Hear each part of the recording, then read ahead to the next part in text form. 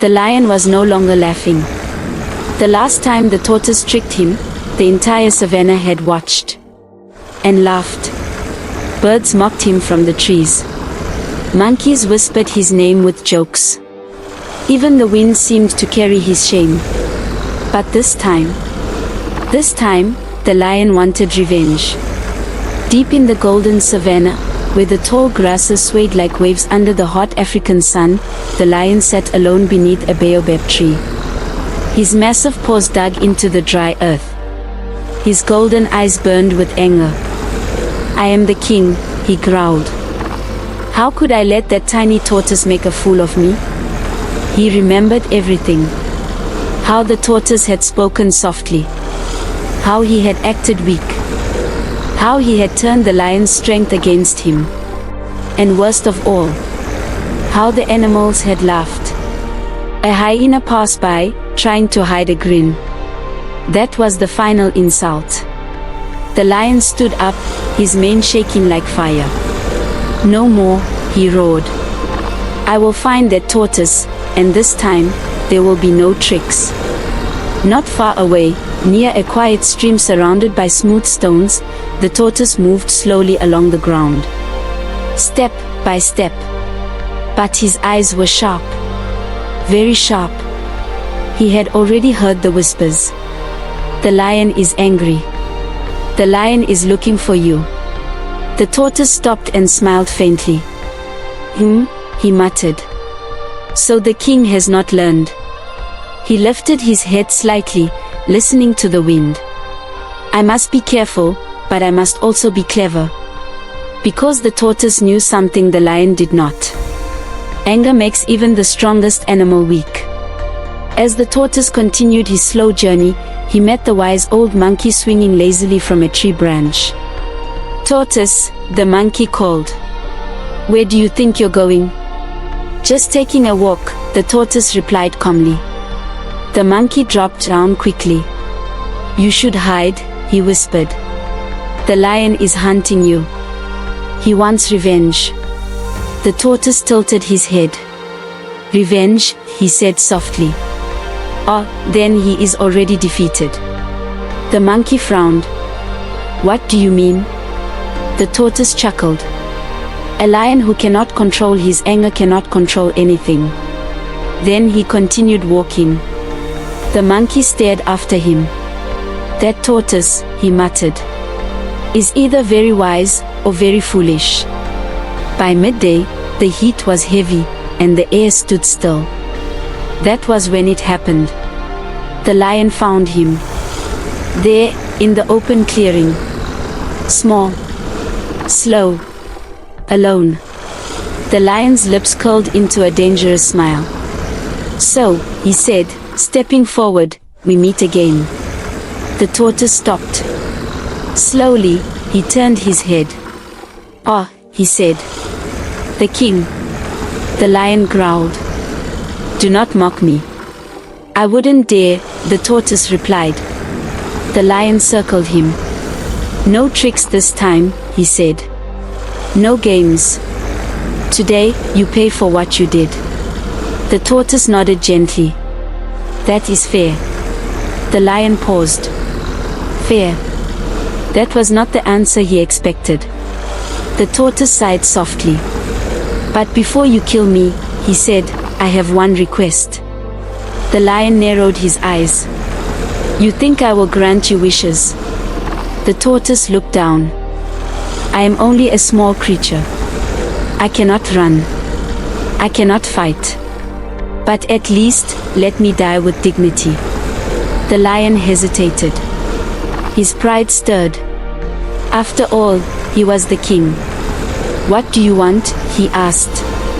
The tortoise pointed toward a nearby hill. "Let me climb to the top, so I may say goodbye to the world." The lion laughed loudly. "You think you can escape?" The tortoise shook his head. "I am too slow to escape." The lion considered it. There was no danger. "Fine," he said. "But I will be right behind you." Step by step, the tortoise climbed the hill. The lion followed closely, his heavy paws crushing the dry grass. Halfway up, the tortoise stopped. He looked around nervously. "What is it now?" the lion snapped. "I feel uneasy," the tortoise said. "Why?" The tortoise pointed ahead. "I have heard stories about this hill. They say there is another lion here, stronger than any other."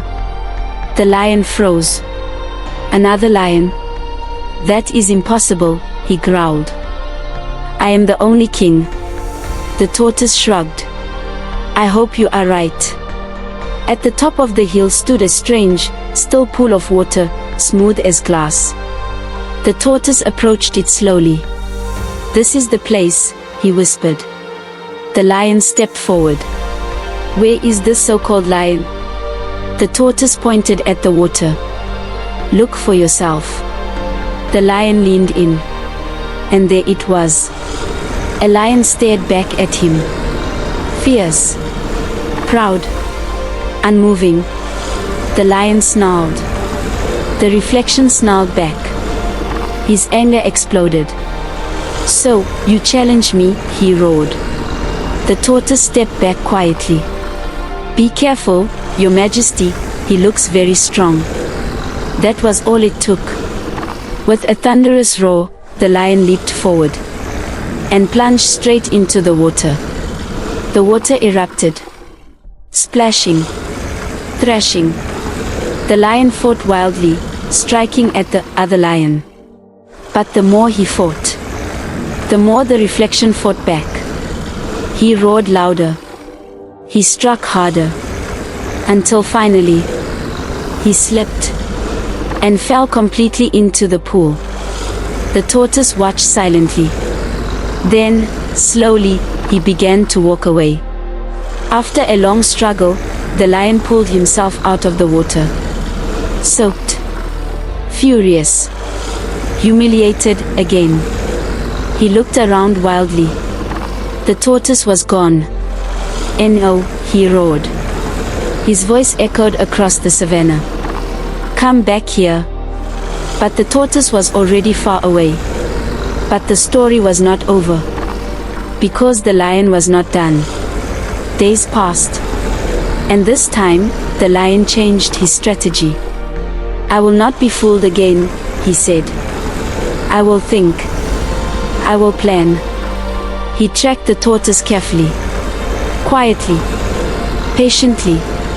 Until one evening, he found him again. Under the cool glow of the moon, the lion stepped out of the shadows. "You cannot escape me forever," he said. The tortoise stopped. He did not look surprised. "I was wondering when you would return," he said. The lion smiled coldly. "No hills. No water. No tricks." The tortoise nodded. "Of course. Before you kill me," the tortoise said, "answer me one question." The lion sighed. "What is it? Why do you want revenge so badly?" The lion growled. "Because you made me look weak." The tortoise shook his head slowly. "No. I revealed your weakness." The lion froze. "What did you say?" The tortoise stepped forward slightly. "You are strong, but you do not think. You are powerful, but you do not listen." The lion's anger rose again. But this time, something else crept in. Doubt. "What are you saying?" the lion asked. The tortoise spoke calmly. "If you kill me now, you will still be the lion who was tricked." The lion's breathing slowed. "But if you learn, you will become a greater king." Silence filled the night. The lion looked at the tortoise. This small, slow creature, who had defeated him twice. Not with strength, but with wisdom.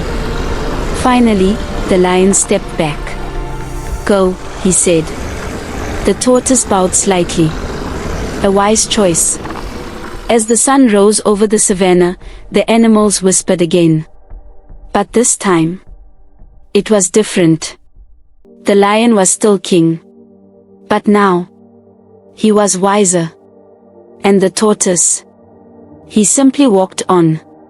Slowly. Quietly. And always thinking. Strength can win battles. But wisdom wins everything. If you enjoy African stories, folklore, myths, and legendary tales, this channel is for you. Subscribe to African Savannah Tales for new African folktales and storytelling videos every week, and explore the wisdom, mystery, and magic of Africa's timeless stories.